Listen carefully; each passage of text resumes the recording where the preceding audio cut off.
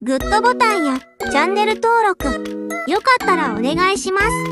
それでは本編をどうぞ。こんにちは。今回は、シュールを前にしても、素直に食べに来れない、ラテ君の様子をお届けします。音が気になるみたい？呼びかけましたが、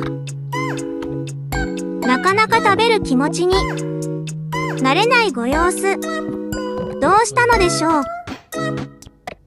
最終的に僕が近寄りまして、召し上がっていただきました。それではこの辺りで、ご視聴いただきありがとうございました。